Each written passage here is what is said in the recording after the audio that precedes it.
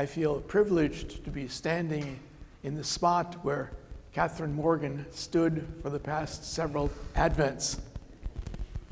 But I operate under certain disadvantages compared with her. When she would point out a detail on a painting, you'd all say, yeah. When I call attention to a musical sound, you say, what? It gets worse. Catherine could point to a detail in the picture, and then another detail in the same picture, and notice the connection. Yeah, you all got it. But music operates in time. So to hold on to a particular instant and then recognize that when it comes a bit later in the same piece, that requires some training. Many of you will have taken an art history course at some time in your life. Many few of you will have taken courses in music theory. And then I need to address the question of terminology. If I call attention to the rhyme scheme of a poem, nobody bats an eyelash.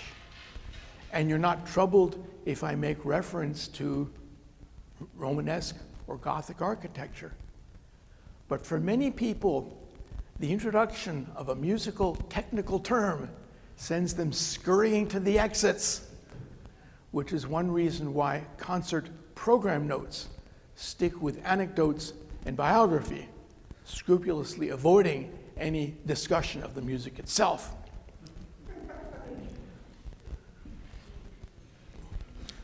So I'm going to do the best I can to define each musical term as I go along. But for goodness sake, if anything that I say confuses you, don't wait till the end. Ask right away. Yes? This is not a question. I left my hearing aids at home, and I was wondering if you could use the microphone. I am. I'm on mic. I can take care of that. I'll turn up. Okay, hang on.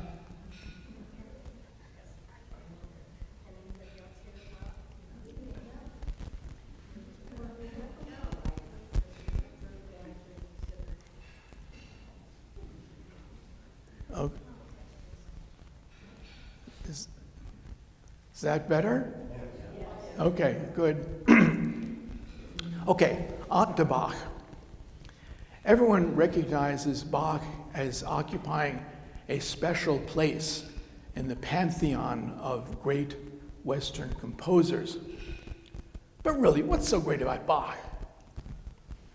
I'm going to suggest that Bach's greatness lies in his virtuoso command of counterpoint, his ability to create large-scale symmetrical musical structures, and his summoning of all available resources in the interest of musical expressiveness. And all this will be unpacked as time goes on.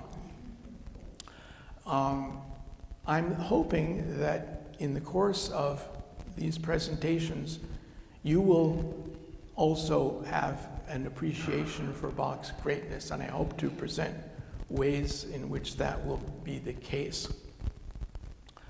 But even if you don't understand much of anything that I say, you're going to get to hear some gorgeous music, and Bach is worth the effort. So let's go on with Bach. I need another piece of instrument over here. Here we go. There. You need to understand that Johann Sebastian Bach considered himself a craftsman designing music for the particular needs of a court or church. That was not the attitude of another great composer beginning with B, but we'll let him stay for the time. Bach was born in 1685 in Eisenach, and as a youth studied harpsichord and violin. At age 20, he hiked 250 miles each way to visit and study with the celebrated organist Dietrich Buxtehude Thereafter, Bach took a position at Mühlhausen as an organist for 2 years. After that, Bach spent his career in 3 music centers.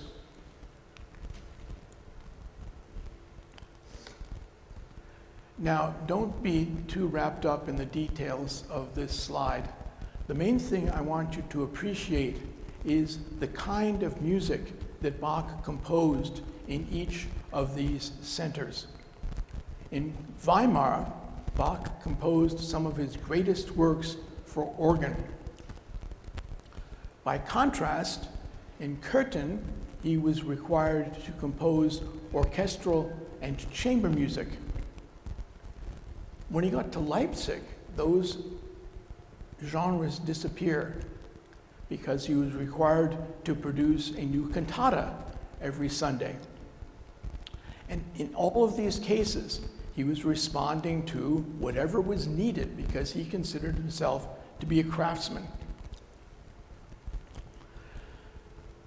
During his 65-year life, Bach composed an enormous amount of music, some of which unfortunately has been lost for good. These presentations focus on Bach's music for Advent and Christmas, and I will organize each presentation around one chorale, which is the German term for hymn. Since all of these chorales are in our hymnal, I'm hoping that will provide a common basis for our discussion. This evening's program is devoted to the chorale Nun komm der Heiden Heiland, Savior of the Nations Come. Now, it's important to understand that Bach did not compose these chorales. They were part of his musical heritage and thoroughly familiar to all of his listeners. So where did the chorales come from? For that, we have to drop back 2 centuries.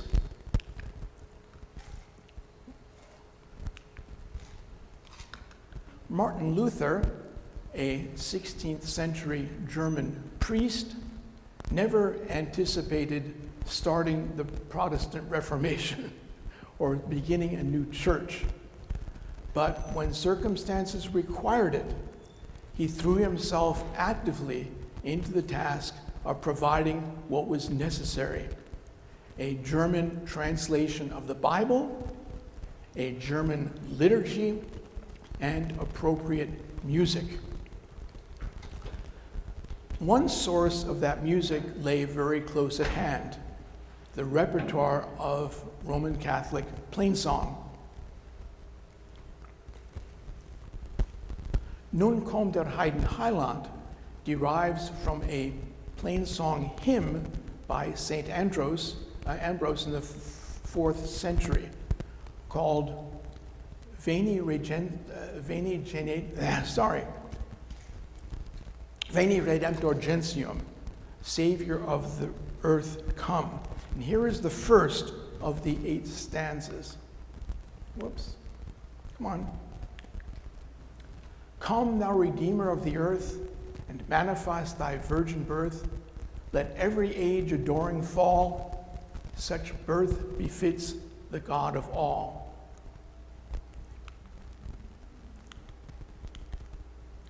Now, with a little practice, you can perform this hymn. You just have to notice the way the notation works. If you look just above the V in Veni, and just to the right of that, just above it, there's a little clef that indicates that's where F is. And that means if you count down the first, all right, thank you, got it, okay. That means the first note is going to be D.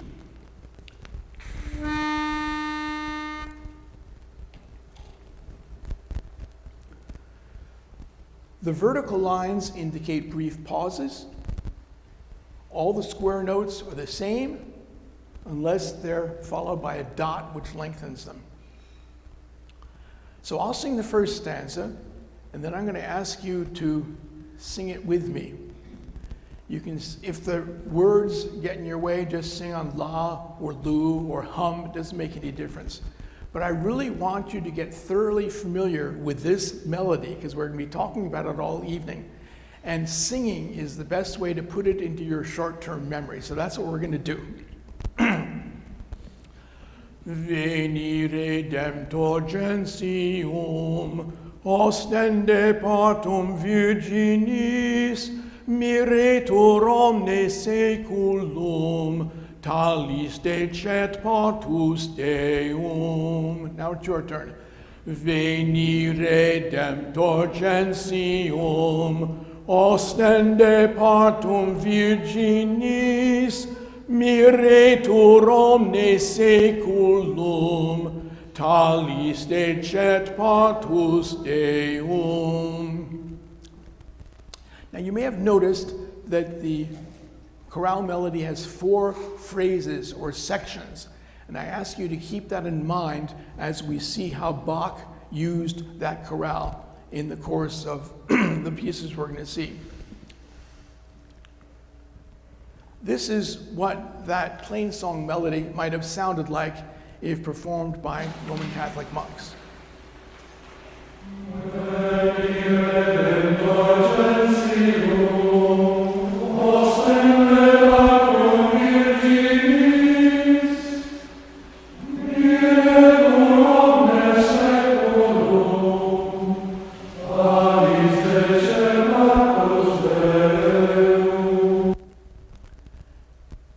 Practice, you would have gotten just as good as that, I know. Now, Luther transformed the free-flowing rhythm of that chorale, of that plain song melody, into a chorale by forcing it into strict 4/4 or march time. But that only gives you the way of organizing the melody. The first thing that you're going to need is 4-part harmony. And that's the way our hymns appear in the hymnal. You'll have soprano, alto, tenor, bass. Bach harmonized this for use in a cantata, which we're going to hear. And immediately, if you look at Bach's harmonization, this is a good deal more complicated than just the straightforward hymns.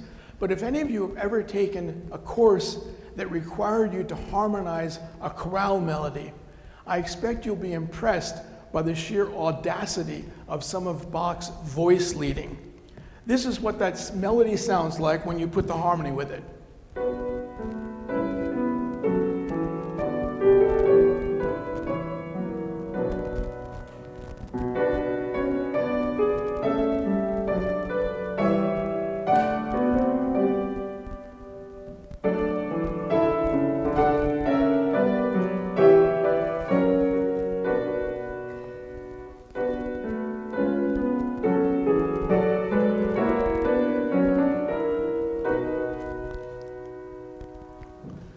Now let's hear that as it sounded when performed by a choir at the cantata. Let's shoot this over. Come on, there.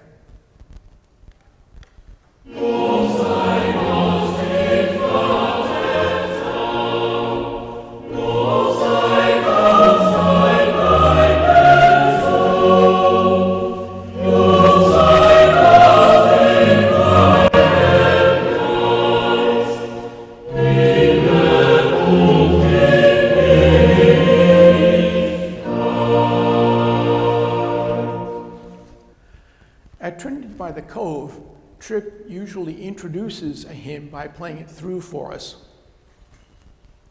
But in Bach's time, organists would frequently compose a short chorale prelude to serve the same purpose. Oh, whoops, missed it. There it is. So that's a very short chorale prelude that Bach wrote. This is from his little organ book called the Orgelbüchlein. And now I want you to hear this and imagine you're hearing this instead of having him played through, and see whether you'd be ready to sing the chorale you just heard. Okay, go ahead.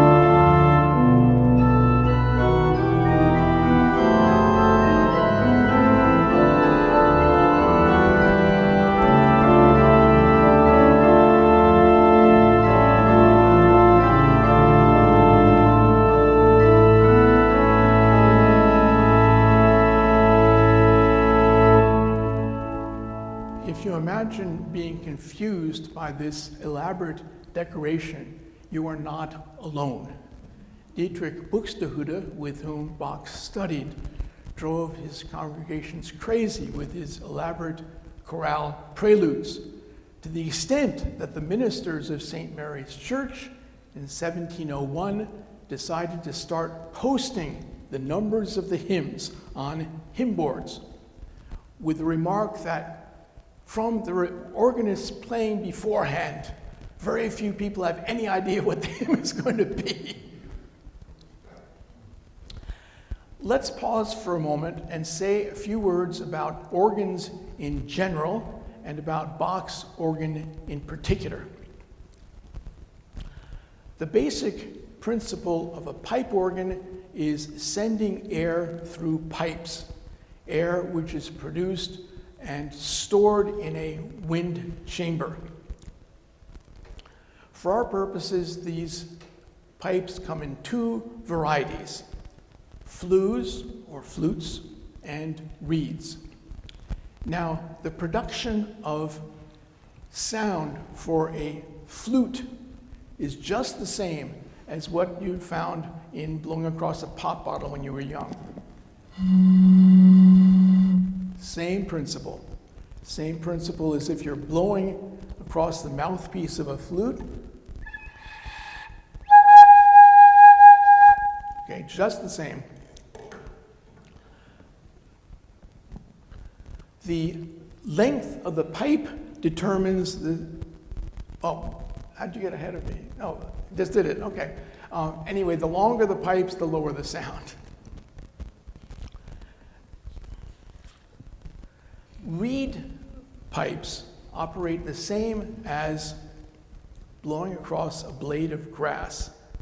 This took some doing. It turns out that Bermuda grass does not work for this. I had to really hunt around at the church to find one that would work, and even this one is not very. Up north, it's easy. Any blade of grass will work, and Bermuda grass that you have down here in Florida is just useless for this purpose.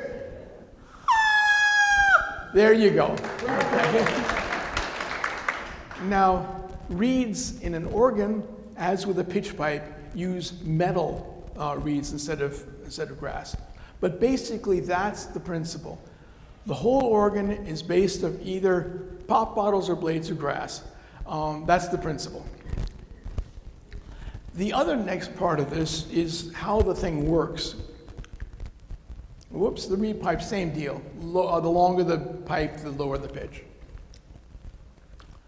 The keys in Bach's organ, whether operated by the hands or by the feet, connected directly to the pipes through what are called trackers, hence the term tracker action organ. And so you can see here, if you press down on the key, that connects by a tracker directly. Now, this is not an electrical connection, this is a direct physical mechanical action to open the pipe you want, and the sound, the air can go through and produce the sound, whether it's flue pipe or reed pipe, same principle. This meant that organists in Bach's time were essentially just as close to their instruments as a violinist or a harpsichordist would be. You have to understand that everything I've said about organs so far is vastly simplified. Main idea is I just want you to get the basic principles. Now, chorales played an essential role in Bach's cantatas. So let's take a look at how he used the Nun komm chorale in Cantata 61. I'll give you The movement begins with a slow section in dotted rhythm. Dotted rhythm means bop, ba-da, ba-da, ba-da, okay. And then it's followed by a fast section, imitative and fugal style, and we'll see that as it comes. This pattern goes by the name French overture. The French overture was developed by Jean-Baptiste Lully in France for the entrance of King Louis XIV, who liked to dance in the ballets. You may have seen portraits of Louis with his robe and then his leg extended with his graceful leg. He was very proud of his legs. And he was considered himself a dancer and wanted very much to appear in the ballets. And so this dotted rhythm was considered an appropriately regal way to welcome a monarch. Now, in using the French overture, Bach is making a comment here. He's comparing the entrance of Jesus to be the entrance of a king. So this is the way the thing begins. We get this dotted rhythm.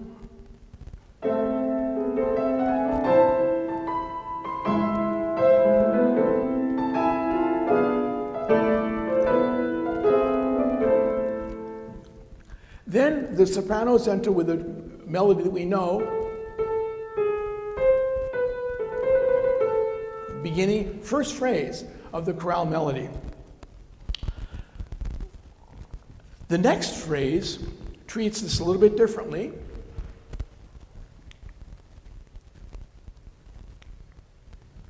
Here we have all four voices singing together. Now the melody is up there in the soprano. This is the second phrase. Sorry? And then it's harmonized, but the other voices are all there at the same time.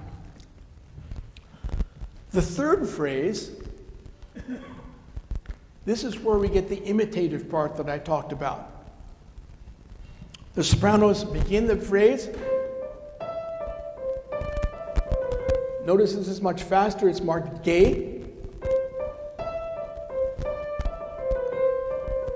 And then that's answered by the alto singing exactly the same melody, but a little bit lower. And so for the tenors. And then the basses.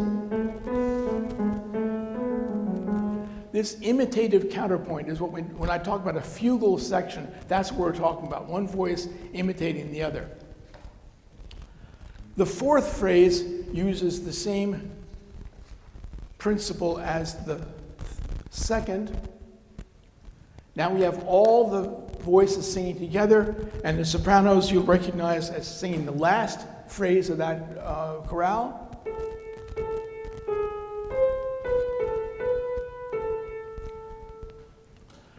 Okay, so with that introduction, let's hear this whole first movement of Cantata 61. I need to... Oh, you got it, okay.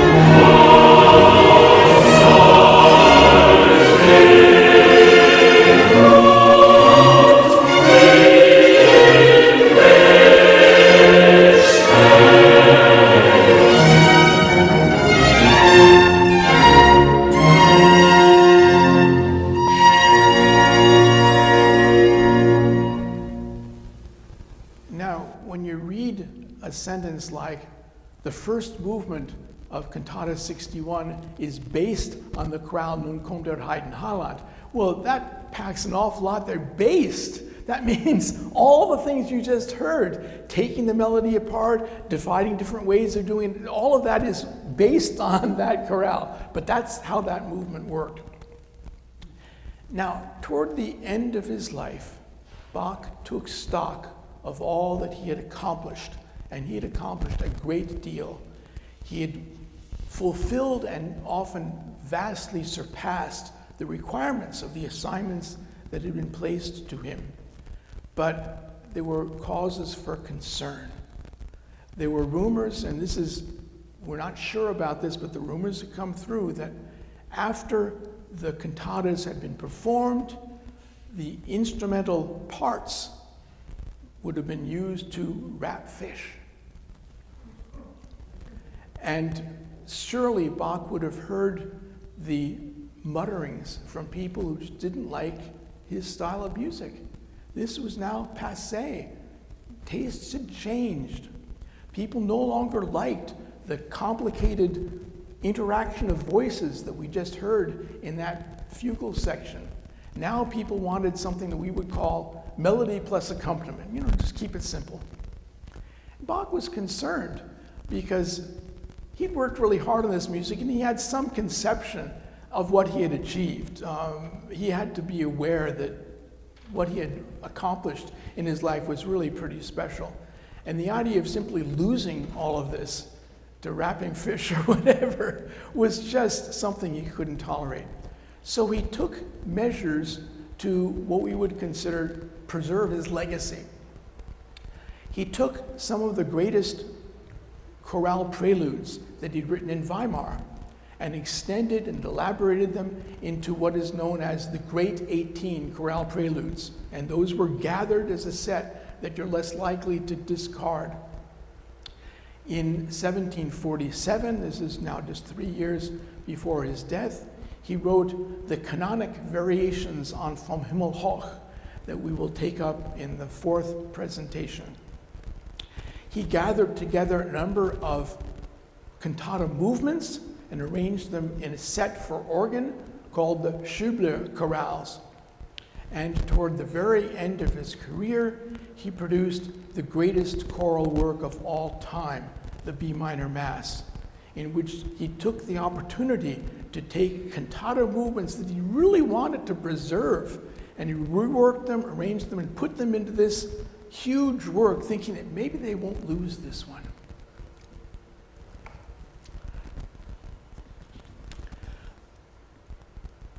So to give you a better idea of Bach's last thoughts on Nun kommt der Heiden Heiland, I'd like to take up 3 of the Great 18 chorale preludes. I just want to mention that the catalog of all of Bach's works is called the Bach Werke Verzeichnis, which gives us the initials BWV. And so anytime you see a program listing any of Bach's works, you'll always see it followed by that particular indication. That's what that's about. The reason I mention this is that the first of the 3 chorale preludes that I'd like to talk about is BWV 659. The prelude opens Well, you know the melody by now.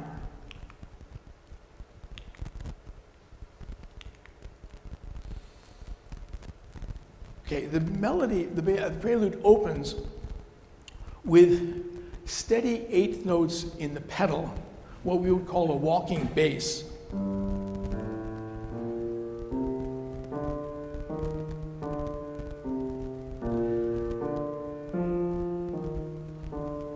In Bach's version, the Savior arrives not in a limousine or dropped from a helicopter, but on foot. Then notice what comes next. The tenor voices, which is an accompanying voice, plays.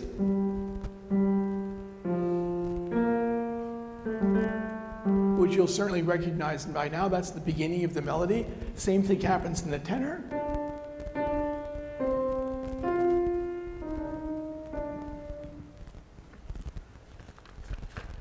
Then the solo voice comes in, and what it does is to take that leap of a fourth that we had built into the melody, and he just extends it to a whole series of fourths. And then he elaborates each of those notes. I'll give you the beginning of this just to give you an idea. Remember, this is what's going to happen. But this is what you actually hear. And then here's the B flat.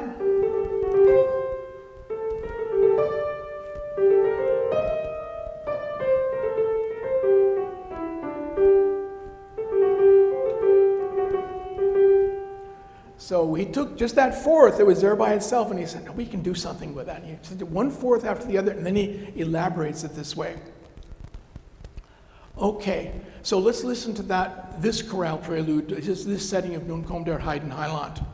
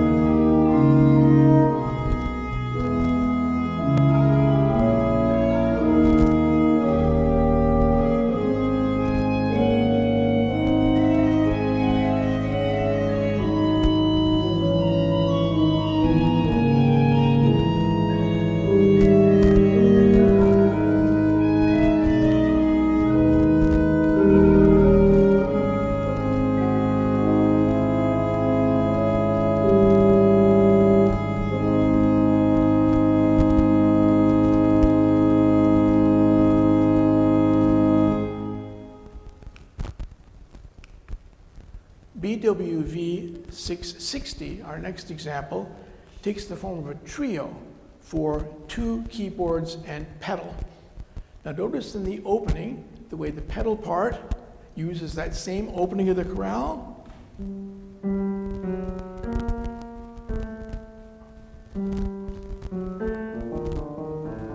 And so forth, and then how the tenor part uses that same idea. And so forth. The principal voice prevents a highly elaborated version of the chorale melody.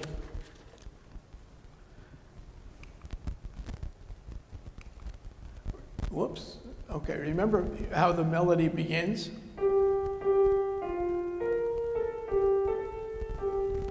And this is what happens when we first hear that.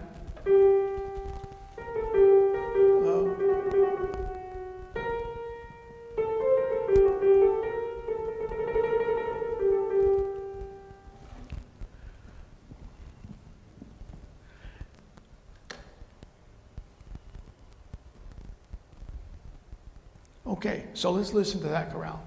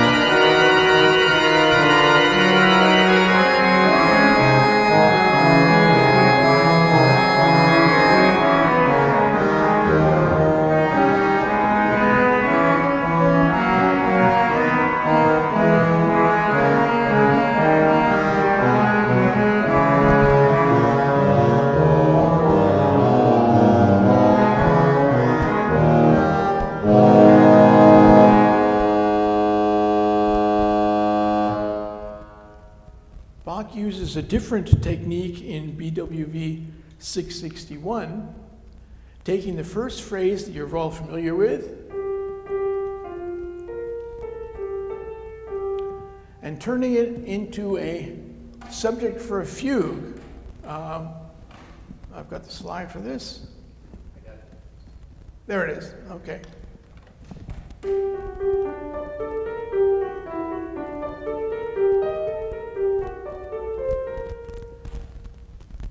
And then that's just extended to all the voices. So this is the way the thing begins. But you've got that fugue subject, and it appears in the soprano, alto, and tenor voices.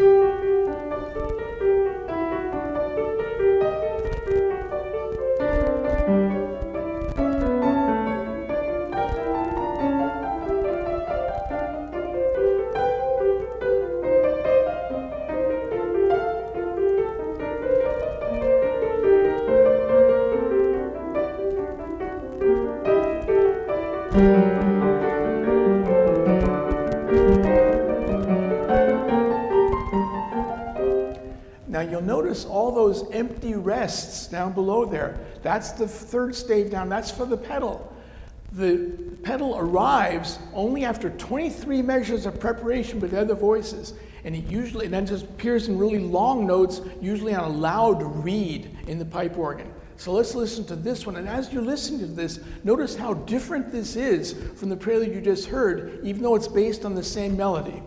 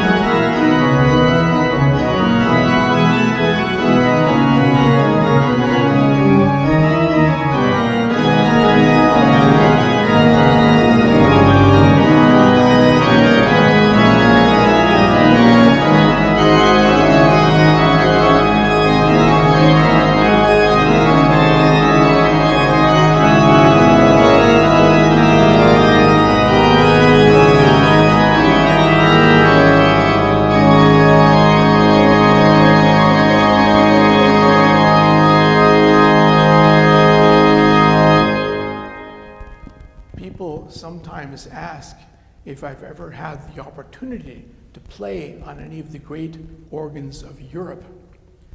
Some years back, I was walking down a street in Budapest past a conservatory, and the sounds of that chorale prelude emanated onto the street.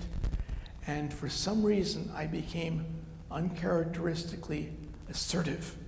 I entered the building and brushed my way past a large woman posted in front of the desk to prevent exactly what I was doing.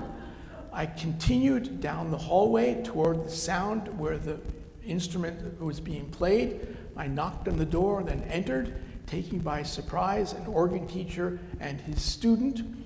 I explained that I'd heard the familiar sounds of Bach coming out, and the teacher graciously asked if I would be interested in trying this tracker action practice instrument. That's all it was. And so I used the student's score and played the entire piece, after which the teacher nodded appreciatively. I thought that was good.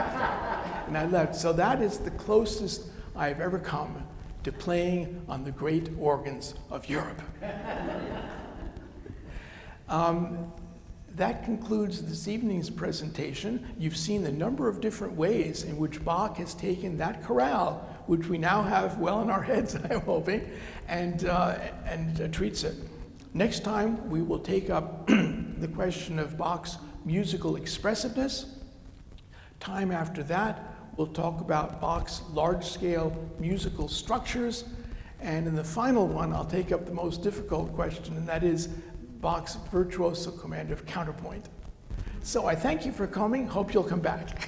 Thank you.